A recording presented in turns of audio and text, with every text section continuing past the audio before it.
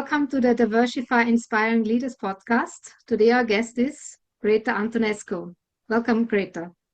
Thank you. Well, I'm really glad to be here. Thank you for inviting me. So Gretta has been a supporter and a mentor and speaker at Diversify for the last 2 years, and we're very happy to have you. And today I want to ask you to tell us a little bit about yourself and your professional background and what were the most important milestones and how did you achieve them? Okay. I'll try to make a long story short because we are talking of about 30 years of working experience, basically. But to summarize, I'm a finance professional, having worked for the past 20 years in banking. I have an international career. I worked in Romania, London, New York, and in Zurich since 2006. Throughout my career, banking or no banking, outside the banking industry, I held positions as head of sales, operations, and for the latter part of my career, the last 16 years, which were the most wonderful ones, I could say, I was with Credit Suisse as the head of electronic trading, sales and services, and the chief operating officer for a division called Global Trading Solutions Sales Switzerland. So that's my professional background in a nutshell. For the past 3 years, I'm also a certified board director and board advisor and a certified neuroscience and executive mentor and coach. Milestones, there were lots of milestones. At some point, I remember, I think in 2008 at Credit Suisse, I wrote a booklet with everything I have achieved in preparation for my managing director promotion. So it would take a lot to talk about it. But again, if I am to summarize and refer just to the biggest ones, I would say the first one was building a company in Romania straight out of the university in an industry that I wasn't prepared for because I studied banking, finance and accounting, and I started a company in the tourism industry. It was a successful company that I built with a partner because 3 years after the launch, it was awarded at Davos by the World Economic Forum. Yes, the prize for the fastest growing company in Eastern Europe. So that's one of the Wow, biggest milestones. congratulations. Thank you. I haven't heard I'm that before. Yeah, I'm still very proud of that. That was great achievement. I guess the second biggest milestone was the scaling up of the startup in London. Again, I joined straight out of my business school where I studied a master in banking and finance. It was after 9/11. I couldn't get a job in banking, but I got a job with a commodities brokerage firm. It was startup, and I managed to scale it up together with the owner, and that was an amazing experience because again, I did something that I wasn't really prepared for, but I was convinced I can do it, and actually we did it together.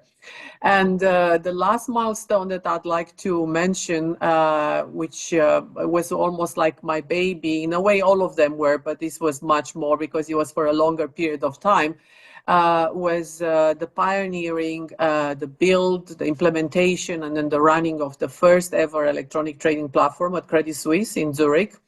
Yes, which I started a couple of months after I joined in 2006, and a year later we had the first electronic traded investment product traded at Credit Suisse.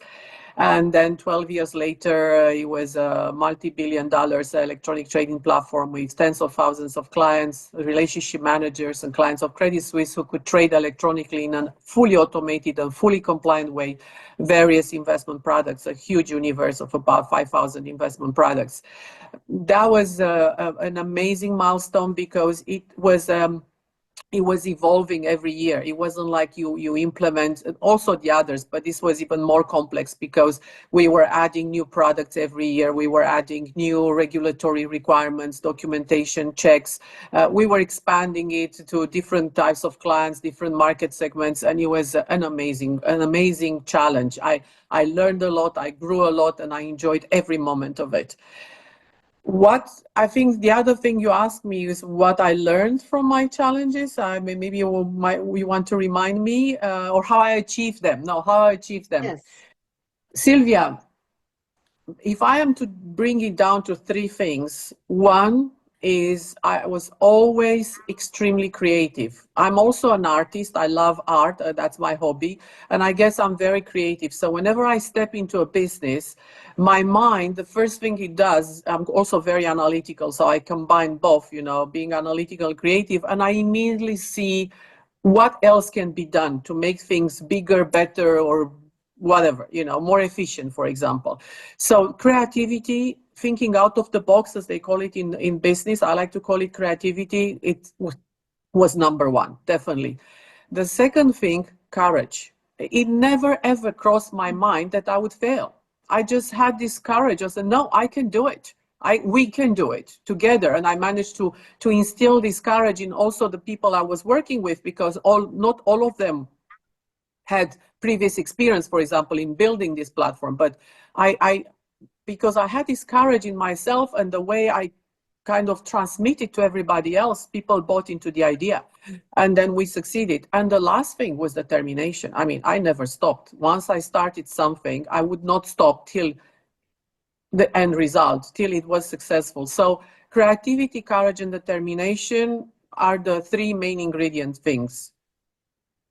That's awesome. I mean, I had no idea you had done all these startups also before. So that's a Yeah, very interesting story, and congratulations. It's thank you. very encouraging, very Thank you. wonderful. Please tell us a little bit about this startup in Romania. Yes, so in 1993, because there were no investment banks yet in Romania, and I was interested in building a career in investment banking, I was offered the opportunity to start this business with a partner. And if I look back at all my career progression, actually, the common denominator was this: that I was always given opportunities based on my potential. And this is something that actually studies from Deloitte, McKinsey, Harvard have shown that it's very interesting. Women get promoted generally based on expertise, and men get promoted based on potential. In my case, I was always given chances based on potential. And that was amazing, because it gave me the opportunity to outstretch myself, to get out of the comfort zone, and that was really, exciting and amazing, and this is how I achieved what I achieved.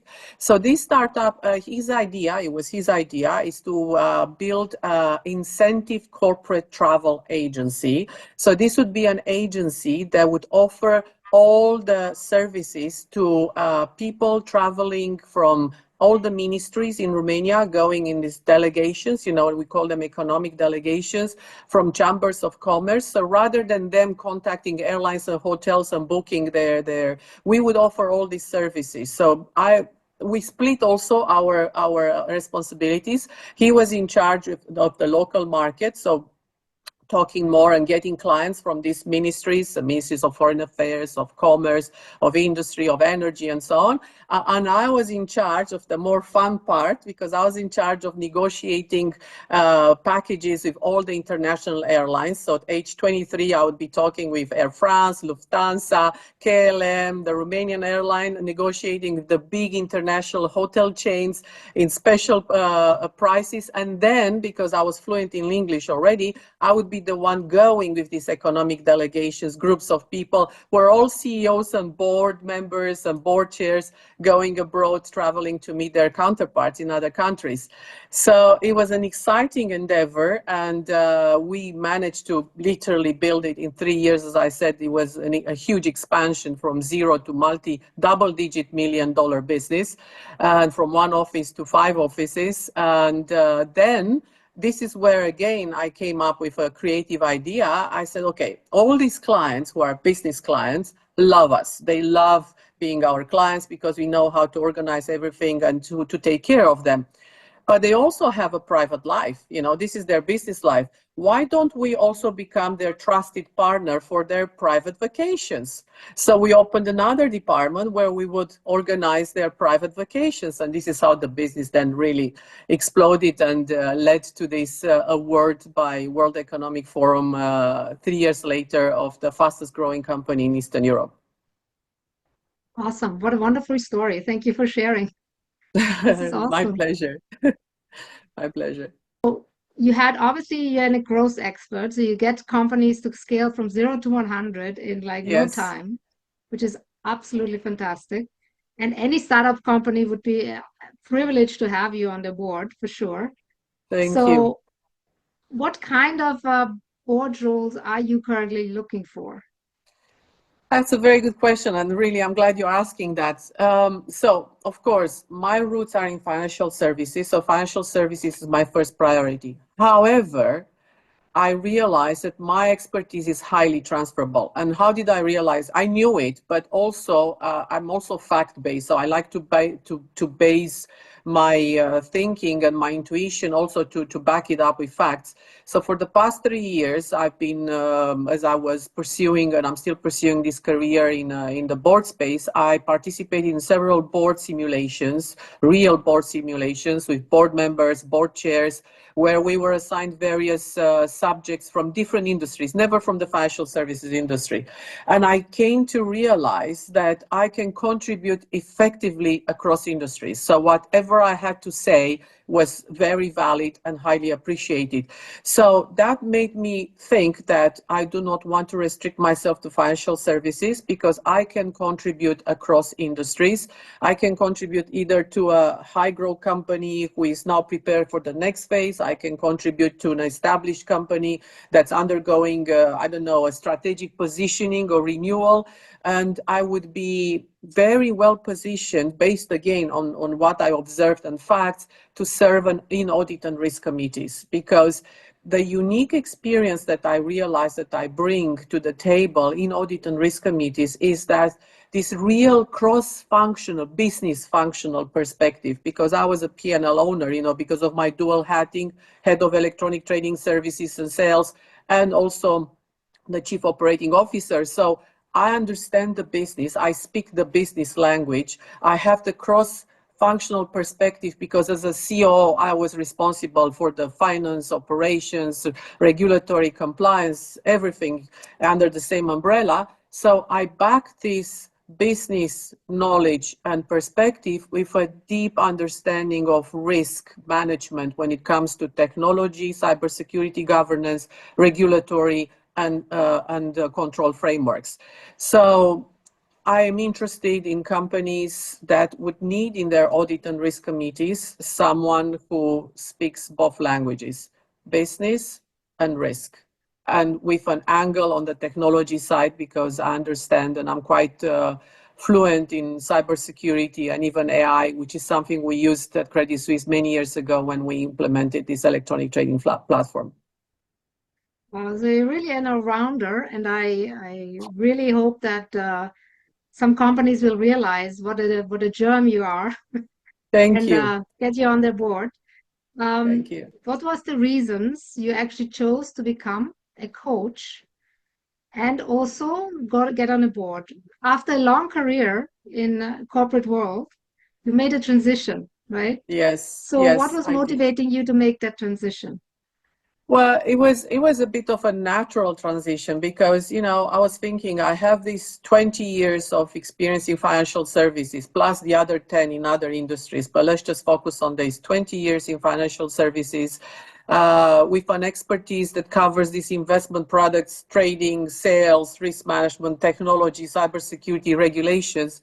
And I was asking myself, who would benefit the most out of this, who could benefit the most out of this, and also how I can keep growing because I have this mind that needs to be always engaged in things and I like to grow my intellectual horizons, how can I keep growing and still have a meaningful impact, because that's very rewarding when you can have a meaningful impact. So boards naturally came to my mind because to me they are the space where all this expertise can be used in a very strategic way.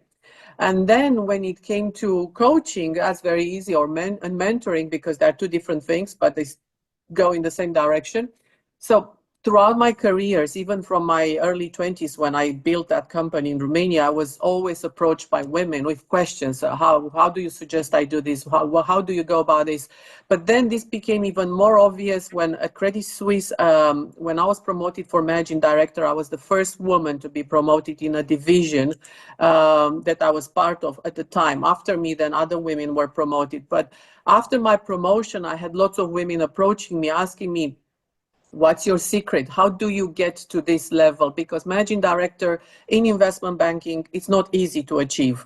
And so they wanted to understand the secret recipe. And also the other most common question I was asked, and this is really interesting, was what are you doing that people listen when you speak in meetings and actually act on what you're saying? This was one of the biggest pains. One is how to get to managing director. How do I plan this and how I achieve it? And two, second, this one. And for me, the answer, I mean, I always was very happy to share, it's a cumulus of things, it's reputation, it's the content you present, it's how you present, but also how you present yourself.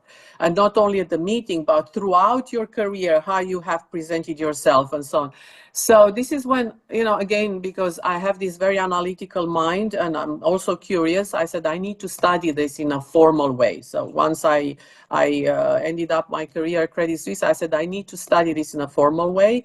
And this is why I took these courses in neuroscience mentoring certification, because I wanted to understand the inside out story, which means what is the story from the inside our minds and our brains that triggers our outside experience. And then I wanted to see how you apply that in corporate world, executive levels, and I went and studied advanced executive coaching. So this is how I got these two certifications, and then combined with my business experience and my previous mentoring experience, I thought now I have really again, all-rounder. I like to know things 360 degrees, because when you have a 360 degrees view, then you can be a better advisor to people. Wonderful. So thank you very much also for being a mentor with the Versify and with the Global Leader Certification Program. The mentees have all, really benefited from your mentorship. And I really think that what you were talking about in terms of other women asking you, how do you speak in a room that people are actually captured and are listening and actually doing what you're asking them to do? I think this is one of the gifts that you really can share with other people, which is, Yes. very, very specifically helpful for women. I mean, it is also Yes. helpful for men, but I think women suffer a little more on the front of not being heard in the boardroom, Yes. even not just in Yes. the Yes. C-suite and in senior leadership roles, but even in the boardroom. That's a Yes. skill, to be heard and to be listened to. And And so, here, if I may interrupt for a second, the most important thing is that they need to understand is that attention, you command attention, you don't ask for attention. And commanding attention means it's your presence, and everything else is when you show up and you start speaking, people feel compelled to listen. That's the so fine wonderful, touch. wonderful. So anybody who would like to experience and learn from Greta how to do this, how to actually have this kind of, some people call it executive presence, Yes. uh, ask her to be a coach. She can do it for you. So calling everybody who Absolutely. is interested in actually developing this skill on this executive presence, Greta is a great person to talk to. Thank you. And my last question is, what is the most important message that you would give younger women who aspire for global leadership roles? Here we can have a podcast only on this, basically, but I have tried to make it short. And I want to start with facts again, because facts speak louder than words, okay? First of all, women need to understand that reality shows there in corporate world, there are three types of people. People who make things happen, people who watch things happen, and people who wonder what happened. And if Oh, they, okay. yes, it's always like, I always like to funnel down a huge amount of information into three things, easy to remember. And if they look at people they admire that are highly successful, those were people, they'll find out that those are people who fall in the first category, who make things happen. So women need to understand that nothing will change unless you act on it. You need to make things happen. And you can do something every day. You can't say no today. No, every day you can do something about it. They need to understand not to underestimate the power of vision. You need to have a vision and a direction, and you need to plan for it. And as part of this plan, I can give some. First of all, understand who are you?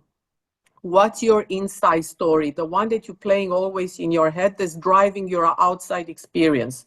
You need to understand that, because that's the departure point. Secondly, where are you in life?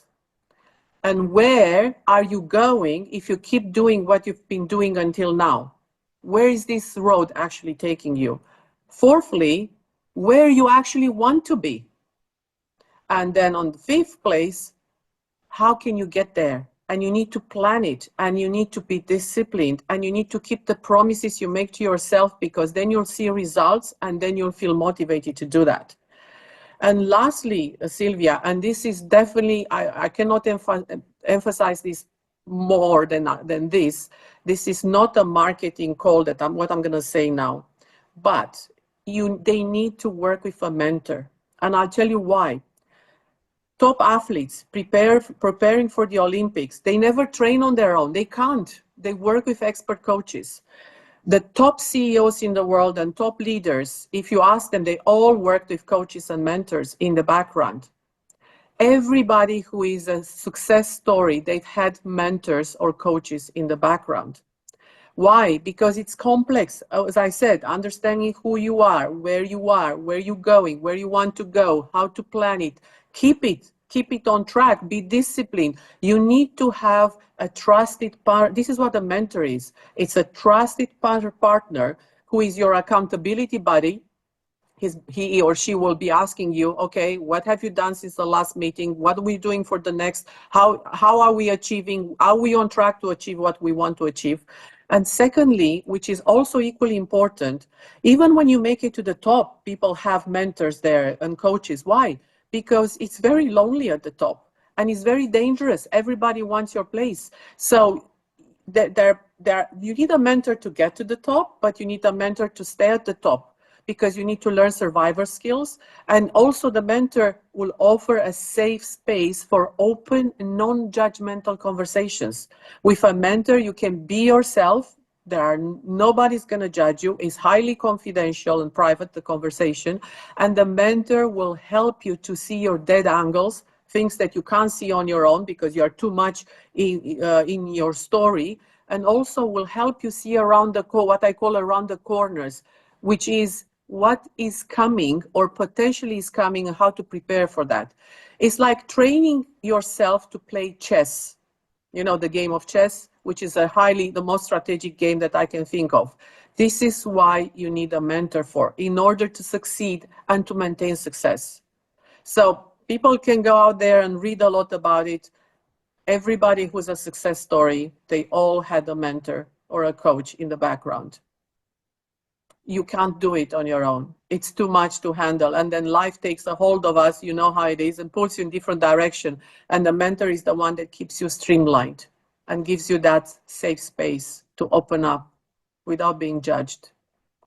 Wonderful, Greta. It's very, very encouraging to listen to you and to actually understand, your expertise in that area and how you can help people. And I really hope many will actually reach out to you to get help from somebody who has really lived success and Yes. is willing to share it with other people and help other people to be at their best. So thank you so much today for joining us for this podcast, and I'll see you again soon. Thank you, Greta. Thank you, Sylvia. It was a pleasure and an honor. Thank you very much. I enjoy immensely working with Diversify, and I look forward to future successes. All the ladies I worked with are wonderful, and they have huge potential. Thank you so much. Thank you.